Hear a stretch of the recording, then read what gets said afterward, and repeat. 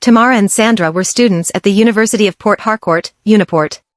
Though they were friends, they were as different as the sun and the moon. Tamara was kind and quiet. She wore second-hand clothes and always patched her shoes because her mother could not afford new ones. Since Tamara's father passed away, life had become really tough. Her mother sold things in the market and sometimes skipped meals just to pay Tamara's school fees. Sandra, on the other hand, had everything money could buy.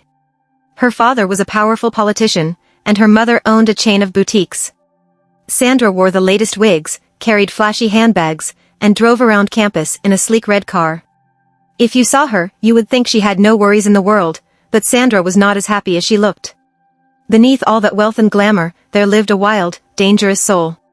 Sandra liked trouble, and she liked it too much. She smoked weed, sold drugs to campus boys, and even threatened people who dared cross her. One hot afternoon after class, Tamara sat under a tree with Sandra. Her face looked pale, like someone who hadn't eaten for days. "Tammy, what is it again?" "You look like you saw a ghost," Sandra said, biting on an apple. "I'm tired. I need 30,000 naira to pay for my hostel fee, or they'll throw me out," Tamara replied softly, her voice trembling. Sandra looked at Tamara for a long minute, then laughed. "You know you're wasting your beauty, right? My dear, why are you stressing over small money when you can make more than that in one night?" Tamara frowned, confused. "What do you mean?" Sandra moved closer and lowered her voice, as if about to share a secret. "Hook up. You know, just spend a night with some guy. They pay good money. It's not like they're asking you to marry them or anything. It's quick, it's easy, and you'll never be broke again." Tamara's mouth dropped open as she stared at Sandra in shock. "Sandra, that's wrong." Sandra rolled her eyes. "Wrong?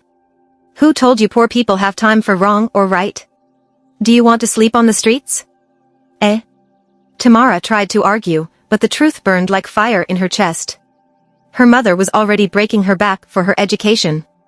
Was this her only way out?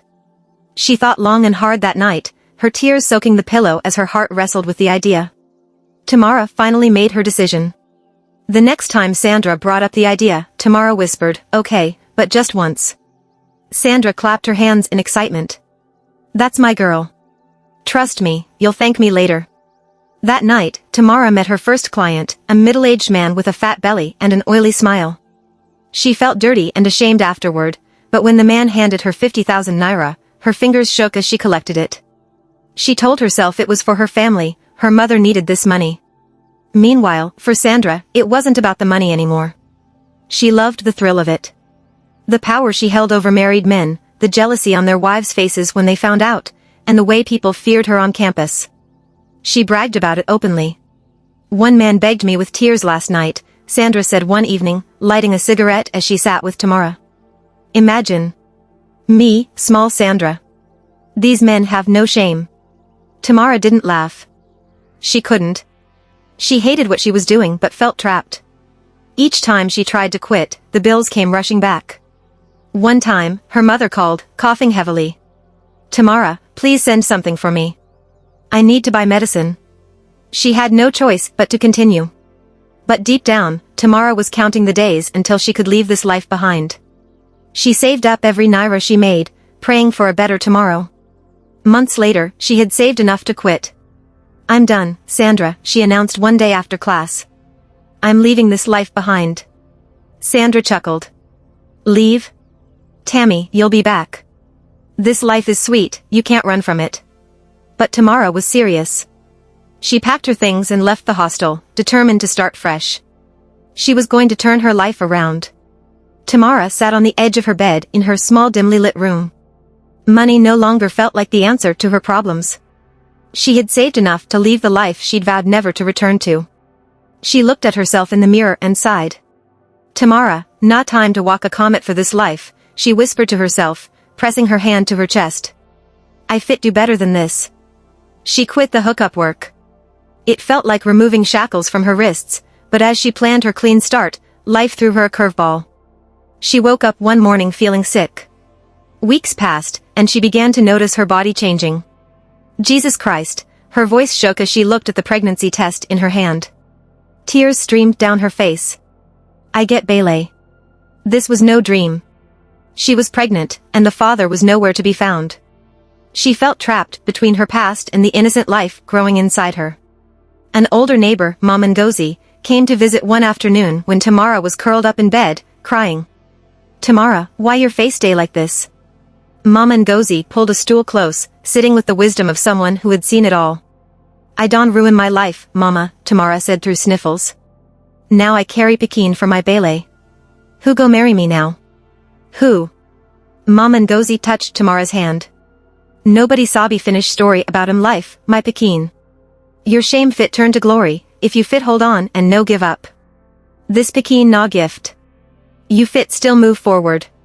The words stayed with Tamara. When Daisy was born, her tiny cries filled Tamara's heart with a kind of love she never knew existed. But motherhood was no fairy tale. Although she hid her past, suitors vanished the moment she revealed the truth about her child. One day, a young man she had been hoping to start something serious with told her, "I no fit marry single mother-o. My mama no go gree. Sorry, Sha." She held back tears and forced a smile. "No wala." But inside, her heart cracked. How would she give Daisy a better life if society kept judging her? That night, as Daisy lay in her lap, she made a silent promise, "No matter what'n happen, I go protect this Pekin from my own mistakes." While Tamara stepped off the hookup path, Sandra went full throttle in the other direction.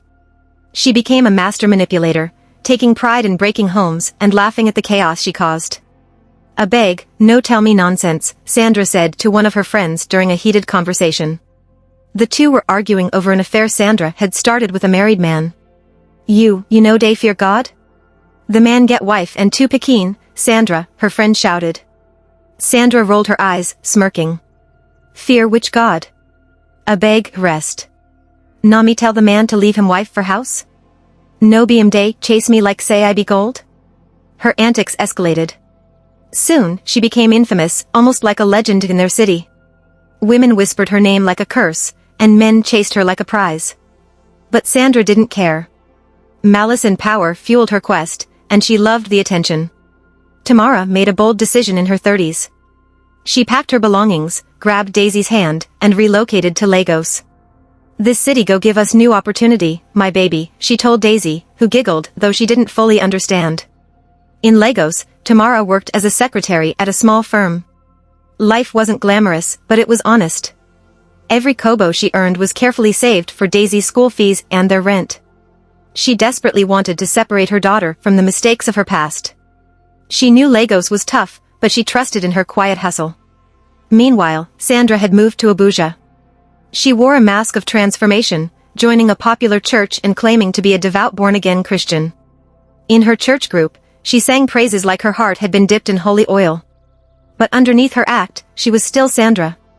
She actively schemed, calculating ways to entangle herself in wealthy men's lives. Then, she met Dixon. Dixon was well-dressed, polite, and reserved. "I no day this life of romance or that kind tin," he told Sandra the first time they spoke after church service on a sunny Sunday afternoon. Sandra's interest piqued. Here was a wealthy, seemingly innocent man, a self-proclaimed virgin, who would make the perfect target. She wore her most sincere smile. Me too-o. Since when I been suffer rape as teenager, I no fit do anyhow with men-o." That was her first lie. She lowered her eyes, pretending to wipe off invisible tears. Dixon felt pity, his heart softening with her false story. But beneath his outward calm, Dixon himself had a dark side. Unknown to her, he had a reputation among women in Abuja. His so-called innocence was just a facade, much like hers. He was a manipulator hiding behind religion. "What a fine woman like you still day do single?" Dixon asked one evening. Sandra feigned sadness. "No be every man fit handle woman wait love for God."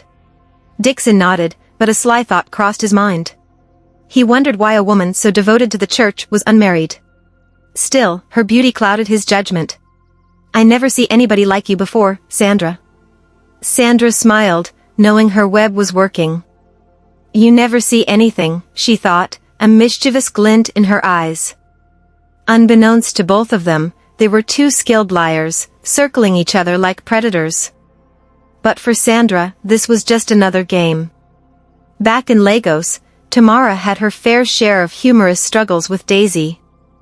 One evening, Daisy came back from school complaining about her English teacher. "Mummy, my teacher say I no sabi talk well. She call me bush girl." Tamara laughed, pulling her daughter close. "Nah lie, my baby. You talk past Queen of England. If anybody call you bush girl again, just ask dem if dem sabi chop better pass you." Daisy giggled, her missing tooth showing. Their tiny apartment rattled with their laughter. Though life was hard, moments like these reminded Tamara that she could still find joy in the little things, a plate of her daughter's laughter, and a roof over their heads. As Tamara fought for a better life in Lagos, Sandra played a dangerous game in Abuja. Their paths may have started together, but their choices created a gulf that neither of them could cross anymore. While Tamara humbled herself to rebuild her life from scratch, Sandra built castles on sand, confident they'd never fall. Little did either of them know, the choices they made would later lead to a confrontation that would shake both their worlds. But for now, the two women pushed forward, one seeking redemption, the other courting destruction. Sandra looked radiant in her flowing white gown as she held Dixon's hand at the altar. The church was packed, people smiling and nodding as if to say, "Yes, this is what a Christian marriage should look like." The choir sang beautifully, and the couple exchanged vows that promised forever. On the outside, everything was flawless. Friends whispered that Sandra and Dixon were the perfect example of love and faith. But as they walked down the aisle, hand in hand, beneath Sandra's smile lay a heart weighed down by secrets. And hidden behind Dixon's confident grin lived desires far too complicated to fit into the holy vows he just made. Months after the wedding, Dixon returned to his job at the oil rig. Sandra waved him goodbye like a dutiful wife, whispering prayers for his safety. But as his plane took off, Dixon leaned back in his seat with a deep grin. He couldn't wait to meet his colleagues, not because of work, but because of the stories. Under the dim yellow light of a cheap canteen near the oil rig, Dixon sat with his friends Bayo, Franklin, and Haruna. A round of pepper soup and drinks went around the table.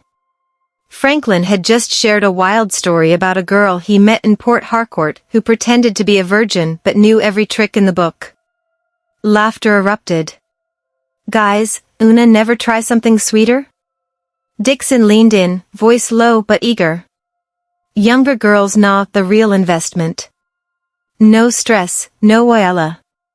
These girls just day hustling for hostel money. 50K, and dem go treat you like pure king for 1 month. 3 rides per week minimum. Tell me, were baby mama or slay queen for Lagos fit give you that deal?" Haruna furrowed his brow and glanced around. "Dixon, a beg, you know dey fear Shaw? Wetin if the girl small pass?" Dixon waved him off. "Minor? A beg, I dey look for innocence, not a baby nah. 19 upwards. Hey, Haruna, you don't dey tell me say 19-year-old girl were tight bodycon don ride you before?" He raised his beer in laughter, but Haruna shook his head disapprovingly. "Makey no be the small Pekin way go land you for jail oh," Franklin warned with a mocking smirk. Dixon laughed louder. "My brother, even if dem catch me, I go tell them, worth it. If devil day hell with AC, I fit join."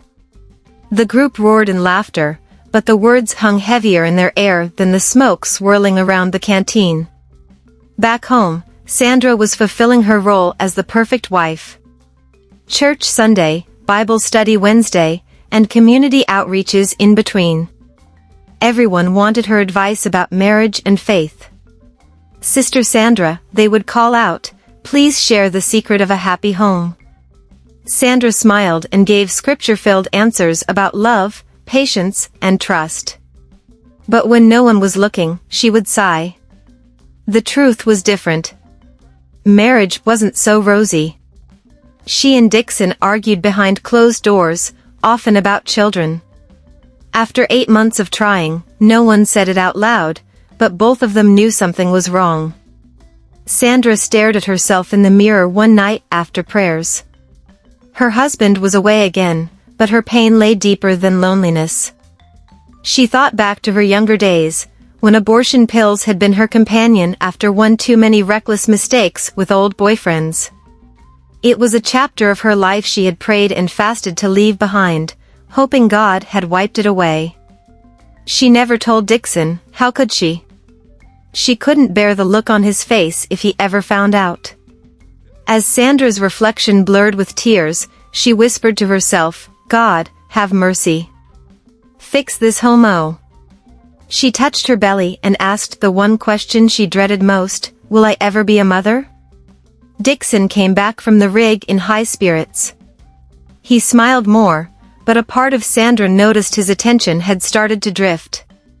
Their intimate moments were fewer, mostly mechanical, and Dixon grew more irritable each passing month Sandra failed to conceive. His frustration spilled into cold remarks.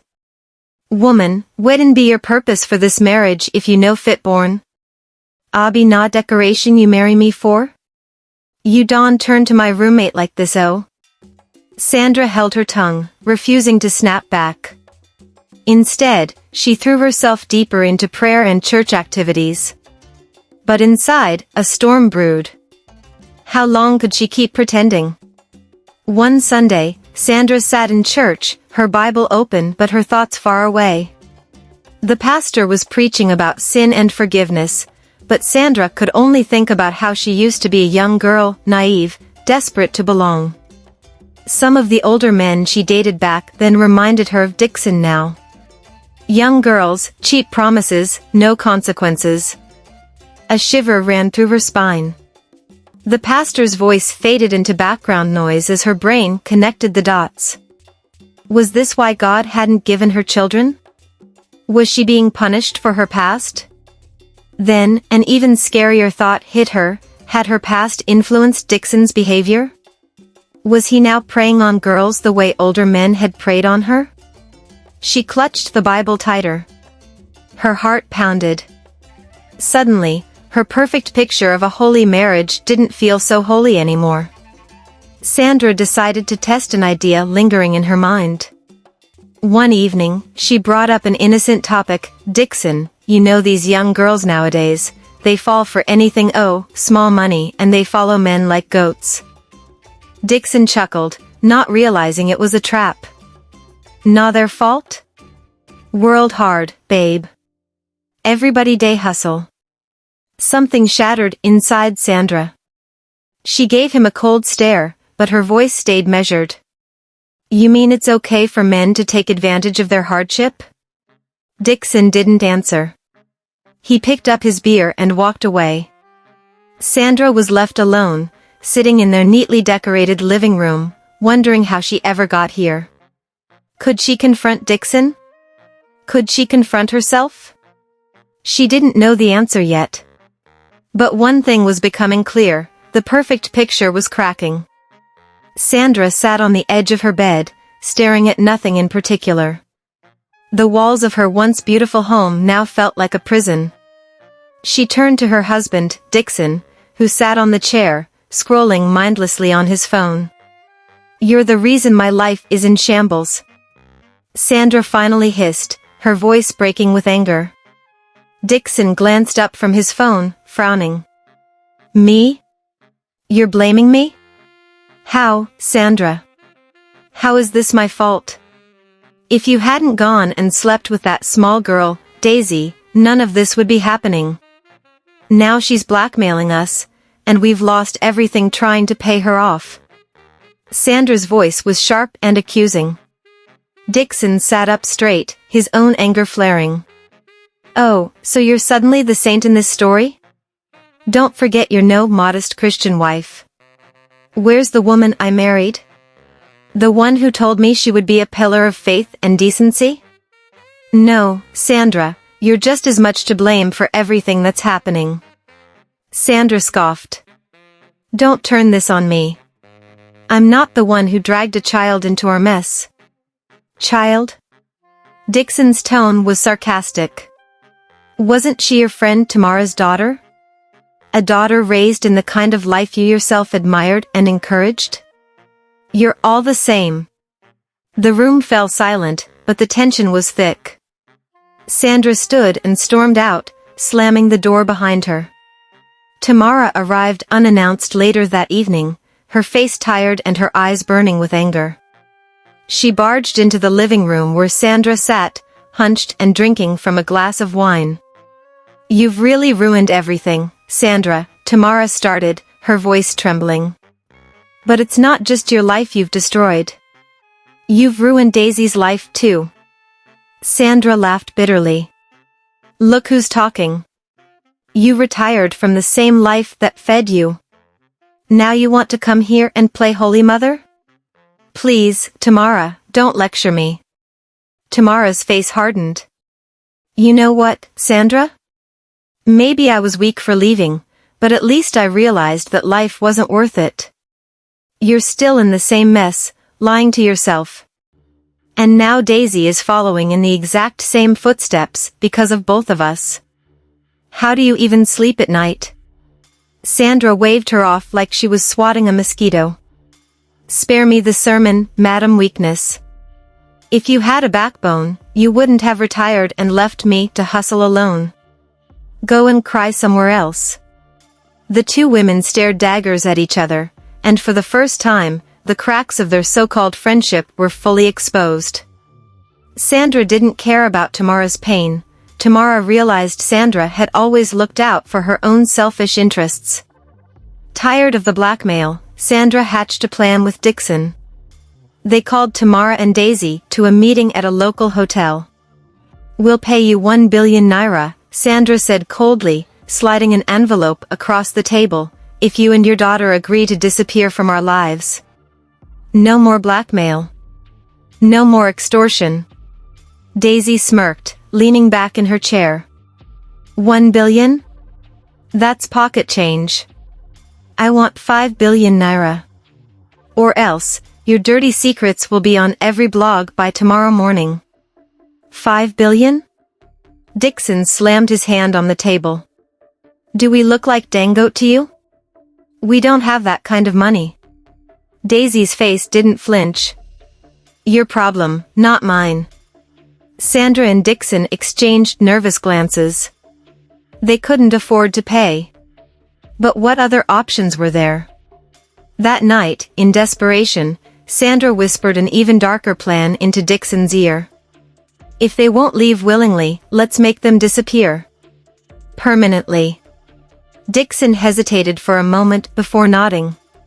He knew Sandra's suggestion was dangerous, but fear and desperation clouded his judgment. Through a shady contact, they hired a small gang of hitmen to take care of both Daisy and Tamara. The gang's leader was a young man named Grenade, the kind of person they'd typically never associate with, except maybe in those days that Sandra was all over the place, breaking marriages and ordering hits. One of the witch doctors that work with Daisy had already told her to be careful, that a hit had been ordered but that the charms he gave her will protect her. That Friday evening, Daisy told her mom, Tamara, about what might happen. Both mom and daughter hid in their little corner. Daisy and Tamara sat nervously in their dark, cramped hideout. They knew their enemies, Sandra and Dixon, would stop at nothing to silence them. One wrong move, and their lives would be over. Unbeknownst to them, Sandra had already hired a gang to hunt them down. One afternoon, the gang leader walked into the room where Daisy and Tamara were hiding. As he stepped in, Daisy froze. "Grenade," she whispered, staring at the young man in disbelief. Grenade was a boy she once knew back in secondary school. He was a quiet, shy boy who would always follow her around like a puppy. Grenade had wanted to be close to Daisy, but she had never paid him any attention. Back then, she only saw him as that poor, scruffy boy. But now, here he was, older and tougher, with scars on his face and eyes that looked like they had seen too much. Grenade, the boy she had once ignored, was now the hired killer standing before her. Grenade recognized her instantly. His gun trembled in his grip. "Daisy?" Is it really you? He asked, his voice caught somewhere between anger and surprise. Aha! Daisy thought, her mind racing. This wasn't just a random hitman, this was her chance. Daisy, ever the quick thinker, decided to use the situation to her advantage. She dropped to her knees, pretending to be overwhelmed. Grenade, she begged, her eyes wide with fake tears. You don't need to do this. Yes, I made mistakes back then. I ignored you. But look, we are both victims in this world. Sandra and Dixon, they're the real enemies. They're the ones who hired you, right? Why kill me when we can work together to get back at them? Grenade hesitated. His emotions were all over the place. On one hand, he remembered how badly Daisy had treated him in the past. He had sworn he'd never fall for her again. But on the other hand, she was right, Sandra and Dixon had only used him like a tool. As he stood there, internally battling with himself, Daisy leaned closer. Grenade, she whispered, her voice soft and her eyes deliberate. I can give you more than they ever will. Money. Power. And me. She touched his arm gently. Don't you see?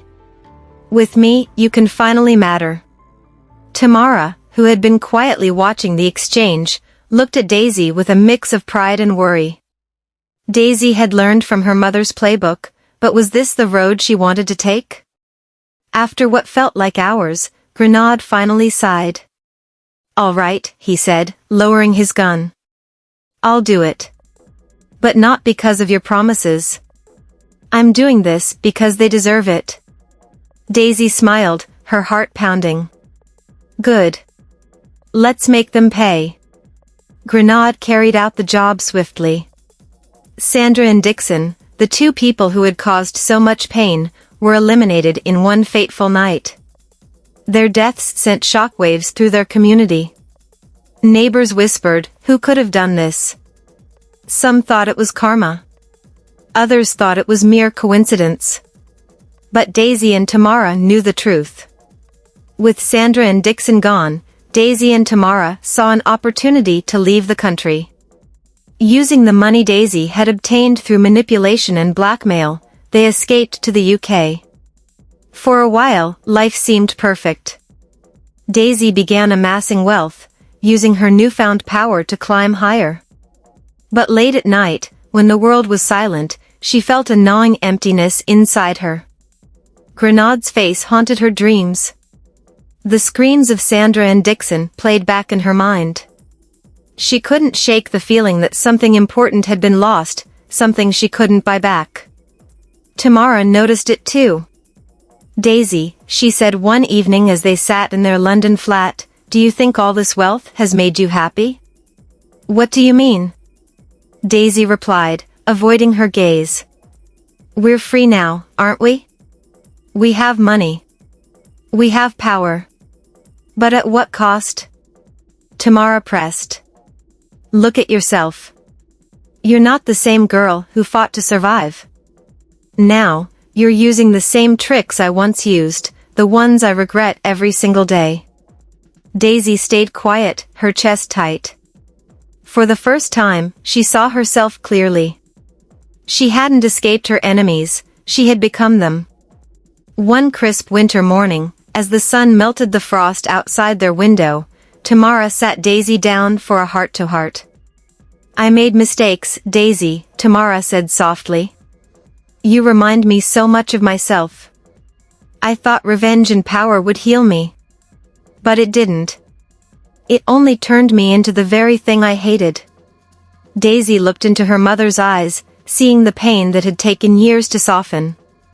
As tears rolled down her own cheeks, she whispered, then what do we do? How do we move forward?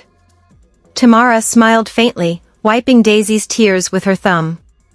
We heal. We forgive ourselves. And we learn that true power isn't in revenge, it's in redemption. You still have a chance, Daisy. Don't let this darkness consume you.